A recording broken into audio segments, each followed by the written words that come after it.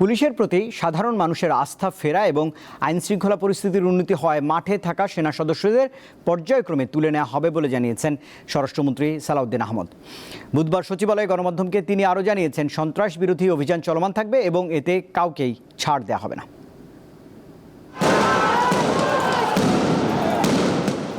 2024 সালে কোটা সংস্কার আন্দোলনকে কেন্দ্র করে সৃষ্ট সহিংস পরিস্থিতি নিয়ন্ত্রণে ওই বছরের 19 জুলাই কারফিউ জারি ও সেনাবাহিনী মোতায়েন করে তৎকালীন আওয়ামী লীগ সরকার। সেই থেকে এখনও মাঠে কাজ করছে সেনাবাহিনী। পরে দফায় দফায় নির্বাহী ম্যাজিস্ট্রেটের ক্ষমতা দেওয়ার মেয়াদ বাড়ানো হয়। দীর্ঘ প্রায় 2 বছর পর ব্যারাকে ফিরতে যাচ্ছেন সেনা সদস্যরা।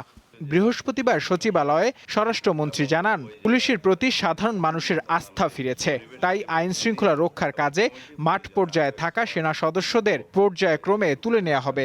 আমরা অনির্দিষ্টকালের জন্য সেনাবাহিনীকে মাঠে আইন শৃঙ্খলা পরিস্থিতি নিয়ন্ত্রণের কাজে রাখতে পারবো না। পর্যায়ক্রমে মাঠ থেকে সেনাবাহিনীকে প্রত্যাহার করার জন্য উদ্যোগ নিচ্ছি, এই কথা সত্য।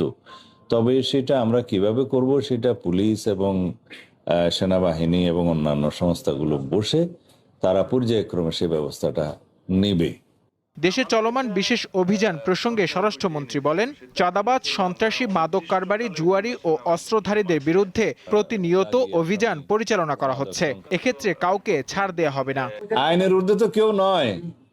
আমরা সঠিকভাবে তালিকা প্রণয়ন করে অভিযানে নেমেছি। কোথাও কোথাও যৌথ অভিযান চলছে এবং আইন প্রয়োগকারী সংস্থাগুলো সিঙ্গেলি অপারেশন করছে।